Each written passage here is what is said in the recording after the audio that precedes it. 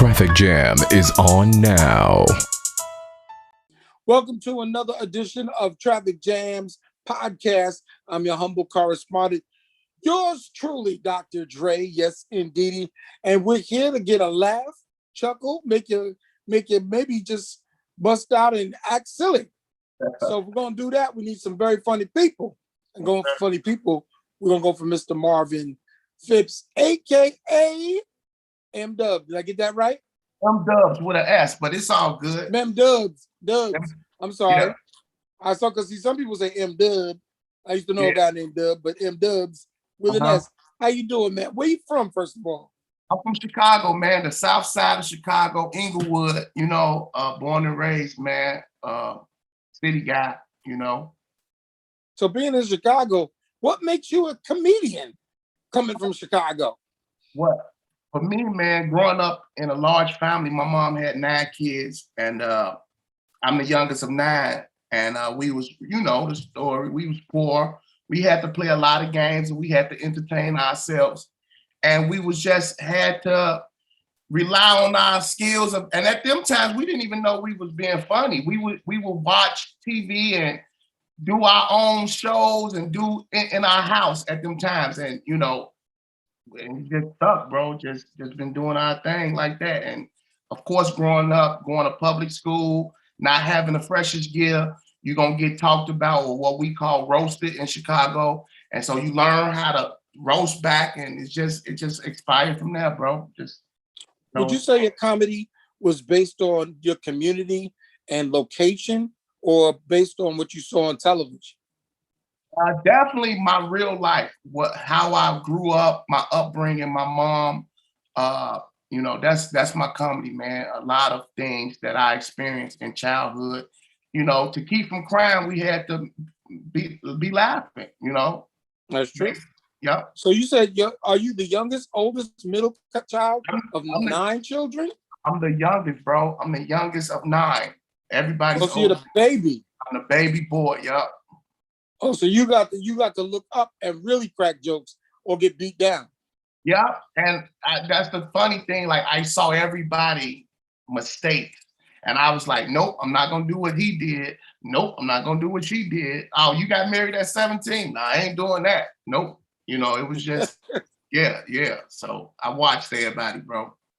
So what was your greatest influences from television that made you decide, you know what, I'm definitely funny because I make the other 8 kids laugh at mom. So who were the greatest influences on television? So for me, man, it was Eddie Murphy, Martin Lawrence. I would watch them guys. And at the time, honestly, I never watched and said that I wanted to do comedy. I just used to admire comedians. And being in Chicago, we would watch Apollo. And then it used to be this show called Uptown Comedy Club every Saturday. And I would watch, that's when Tracy Morgan and Monique, all them, Ricky Smiley, they was on this show. And I would watch that. Me and my brother would watch that. And then it wasn't until I walked into a comedy club in Chicago, I saw people doing, and that's when I was like, man, I can do that. That was 2007. Yeah, how old were you when you walked into that comedy club? I was 27 years old, bro. 27. I knew nothing about comedy as far as being a professional. I just saw guys talking about things that I talk about. And I was like, I actually was with a cousin, and I looked at him and said, I'm gonna do that. He said, you're not gonna get on stage. And it took me a while to get on stage, but when I did, I had a blast, and I ain't looked back. When you first get on stage, are you extremely nervous or are you like comfortable? No, bro, I'm still nervous now. And somebody told me that's a good thing because you want to do well.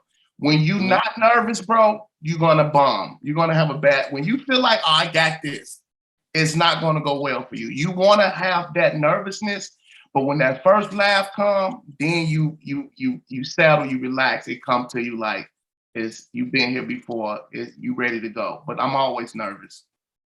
When you walk on stage, do you ever have a drink, smoke, or do anything like that, or do you just, you bring a natural force into the comedy?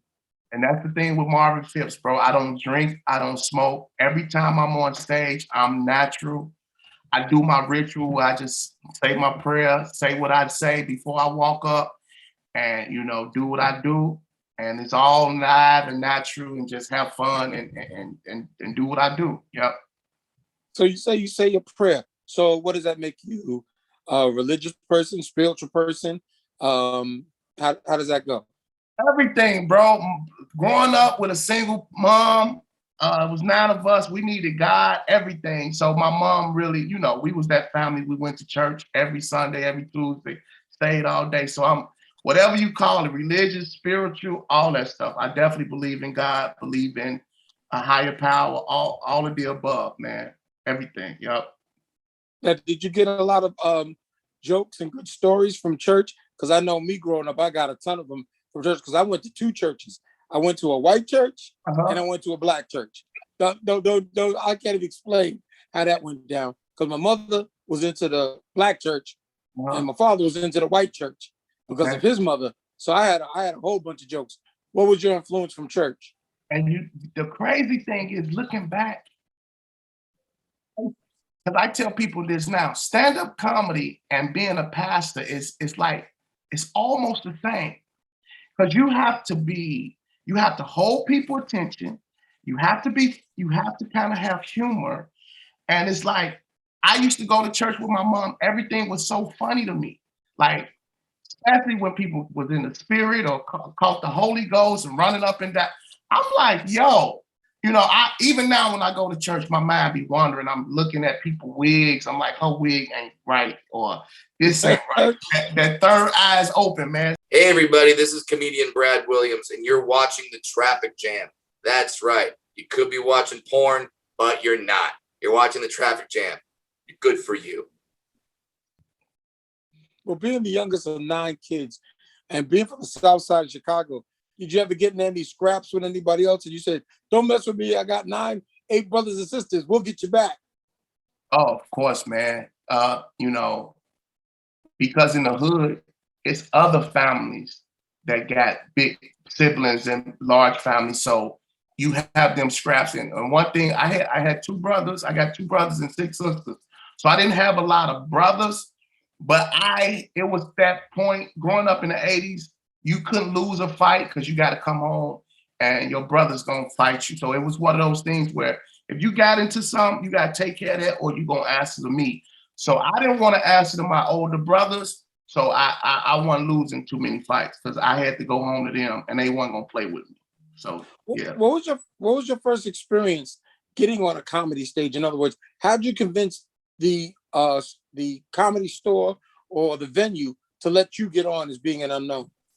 Okay, so Little Real was the host at Jokes and Notes in Chicago Wednesday nights. And I just was persistent, bro.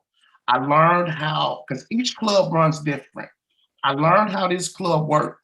And I learned when you show your face and when you're there and you immerse yourself in that type of club and environment, eventually, because before I went up, it took me 8 weeks. I went 8 weeks in a row. I was telling my family, I'm going up this week, so they'll come out. It took me 8 weeks before he put me up. So it was just being consistent. I tell the new guys, you can't come to a comedy club one time and think you're gonna go up. It's been guys coming there years before you that haven't went up. So I learned that quickly. Okay, it was like a job. I showed up, I signed that list. And at first I didn't understand, but once I learned, oh, you gotta be patient and just be persistent, man. So I was persistent. So in doing that, okay, that first time you hit the stage in that 9th week or the 8th week, either way, what was your first routine that you said, I know this is gonna kill? Well, of course, you're not that seasoned to know that you even need a routine. I just knew I was a funny dude, and I just talked about things that I always said, and it was just about my family. And it did go. Actually, it's on YouTube. My first 6 times on stage is on YouTube. And at that time, I felt like, oh, I killed and it was good. But now looking 13 years later, I was like, okay. But I got the laughs that I needed to keep me going forward. And I I can assure you it was just about my family and probably my kids at the time and stuff like that. And it went well. Oh, you got kids? Yeah, I got four sons, bro. Oh, okay. So you're creating a bigger family. Do you get your jokes and inspiration from your 4 sons also? All the time, because each one of my kids are different. And you know, you think when you have sons that they're gonna want the things that you wanted and like the things you like, and they're complete opposite. You know what I'm saying? I didn't grow up with my dad. So when you didn't grow up with your father, you're trying to give your sons all the things you wish your dad did. And your kids like, nah, I don't, you know, especially these millennial kids. I asked my oldest, he's 18. I'm like, you want a car? He's like, nah, I'm good. I'm like, how you good? Like, it's like, but that's the generation, you know. I like Jordans. All I wear is Jordans. He want phones. I'm like, you don't like Jordans? No, I don't like Jordans. And that's the comedy that I talk about on stage. The differences. You find out, you know, your kids is nothing like you. You know what I'm saying? It's crazy. Would you consider your comedy just straight stand-up, or are you a physical comedian also? I mean, do you use your body to make your jokes work? So I learned, man, I'm a big guy. I'm like 6'2", 300. I'm not real physical. I understand when I'm telling certain jokes, if I need to be physical, that's what I would do. But I'm not getting up there, dog, and running around. I'm not doing all that, bro. I want to stand and deliver with my bottle of water, my towel, like the OGs I look up to, and that's what I like doing, you know. Well, speak about some of the OGs that you looked up to in doing your comedy. Bernie Mac, Patrice O'Neal, Capone. I love New York. I love New York comedians, man. The talents, the Capones, Rashid, rest in peace, was a beast, man. You know, I watched them guys, man. Tracy Morgan, you know, it's this other guy, I think his name Griff Barnes. Amazing. You know what I'm saying? I just like real guys that really can capture the crowd and do their thing, man. But yeah, of course, Bernie Mac and the Dion Coles and all them guys, Robin Harris and, you know, the Chicago guys, of course. But I love them guys, yeah. That's, you know, it's very funny. Robin Harris's comedy album, Bebe Kids, in the opening part of the album, he's talking about me because my partner Ed Lover and I were at the taping of that show. Are you serious? Yep. I always smile when I hear about that. You get your big ass feet. I know you. He's talking about you. About. Damn. Yeah, you're watching The Traffic Jam. But speaking about like those are your OGs, who are your contemporaries that you would love to do shows with today or come through wherever you're performing? Who are some of your contemporaries? Man, Little Rail, D-Ray, T Murph, Just Niche, Jeff Hilarious. It's so diverse now. It's so many different people, man. Kev on stage, Tony Baker, Tony Rock. You know, I just love stand up, bro. You know, I just appreciate when people do what they do, and we're all different. You know. Now, do you have anything? Do you like female comedians also, stand-up comedians? I love, yeah. And you know, and I always say like now, because it used to be the stigma that females weren't funny. These sisters are bringing it in 2021. They're looking good, they're funny. And I always say the females who, I don't know if this is gonna sound sexist or what, but the females who understand me, in my opinion, who understand men or have like, that's a strong tie with men, usually to me, in my opinion, be like the good comedians, best comedians as females, like the Roseanne Barrs. She was kind of like a guy, you know what I'm saying? The way she talked and how she did her thing. And I see that in a lot of females when they do stand up in that way, I'll be like, okay. They doing their thing. Do you find the female comedians have a lot of male groupie friends or female groupies being funny? The crazy thing, it don't work like that. for females. They have the guys, what I've seen, that I wouldn't call them groupies. They trying to get with them, you know, or trying to do what they need to do, but I don't see like females, you know, having shows and, you know, mob of guys trying to, you know, of course guys be in their inbox and stuff like that, but they don't have the groupies like the men got, you know. So do you have a large following of women who follow your comedy? Yeah, and that's, you know, I know that would be my angle, you know, because as a guy, you're not going to get a bunch of guys like, yo, we're going to see M Duck. You're going to get the females who want to see you, and their guy is going to have to bring them, or you're going to have a group of girls coming out. So that's always been my thing, to try to look nice, be a, you know, eye-catching guy, and then of course deliver and be funny. Yeah. Mm-hmm. Not being a seasoned comedian, I should say, and being done comedy so long, what advice would you have for an up-and-coming guy? Or matter of fact, where's your next step? These are kind of two separate questions, but they do follow each other well. What's your advice for somebody? And then what advice do you have for yourself as you're still up-and-coming and looking for that next bigger comedy break?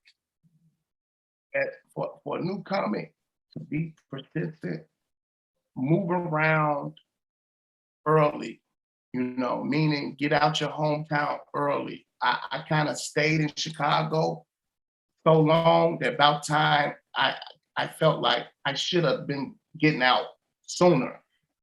And, you know, be persistent, man. And don't wait for people to put you on shows.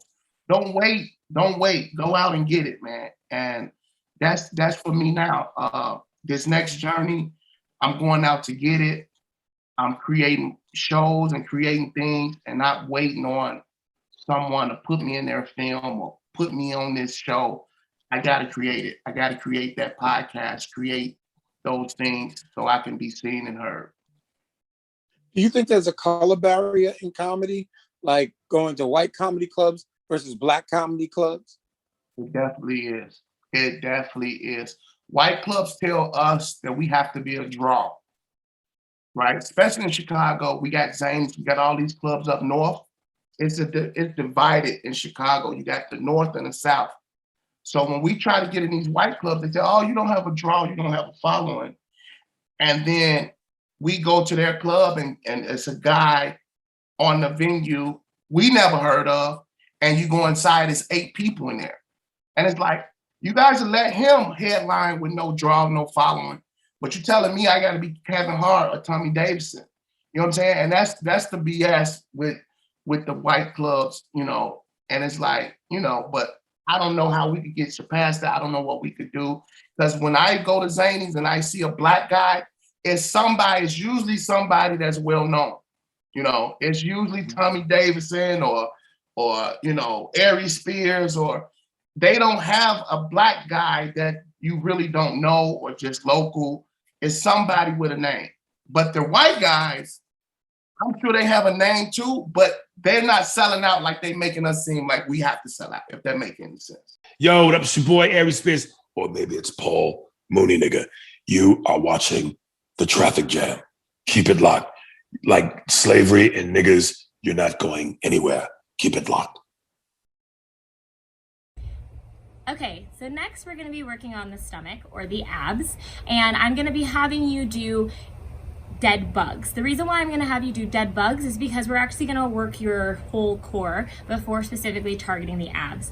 So sometimes people don't realize that the abs are actually part of your larger system, which is your core. And your core is what you should really be working on from a functional standpoint to help you have less pain, to be able to perform exercises better, and to just overall have better health, I would say. So dead bugs are going to be great for working the transverse abdominis. So just quick anatomy lesson. When we're talking about the stomach area, you have your rectus abdominis, which is your six-pack muscle. You have your transversus abdominis, which is deep inside. It surrounds your organs and things. And then you have your internal and external obliques, okay? So this is going to be targeting that transversus abdominis. But again, by strengthening that, we're setting ourselves up for success when trying to target that specific abdominal muscle, your rectus abdominis. Hope that makes sense. So we're going to go ahead and do dead bugs. You're gonna lie down on your back. You're gonna make sure that your lower back is in contact with the mat. So pretend like there's a $100 bill, a gust of wind is coming, and you don't wanna lose that $100. You're gonna have your hands above your chest, feet up, knees bent. You're gonna extend one leg and the opposite arm back without allowing your lower back to pop off the ground. And then you're gonna come back, bring those arms back in front of your chest, and repeat on the opposite side. Now, if this is causing any sort of discomfort in your lower back or in your leg, you don't have to extend so far. You can do a shorter extension. If you have any shoulder issues, again, you don't have to go back as far. You can limit the range of motion. You can also do your dead bug so that it's closer up to the sky. That will make it a little bit easier as well. If you want it to be harder, bring that foot down closer to the floor, fully extend, hold for about a 1 second, 2 second hold, and then return.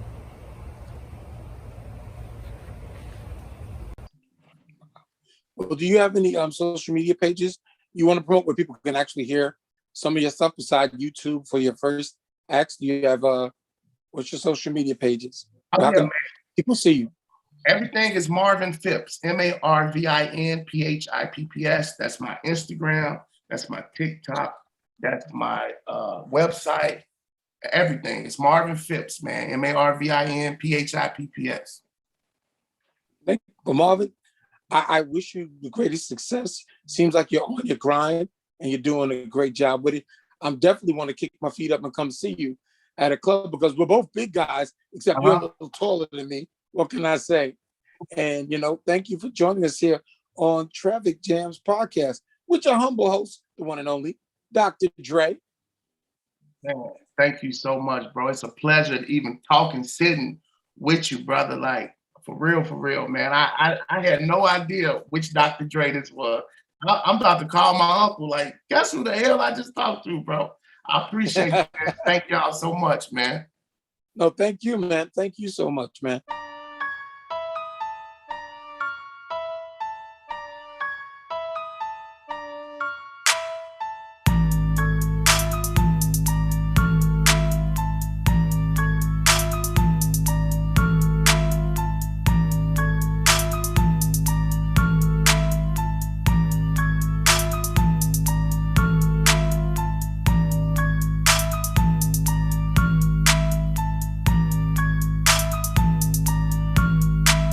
This is the Traffic Jam.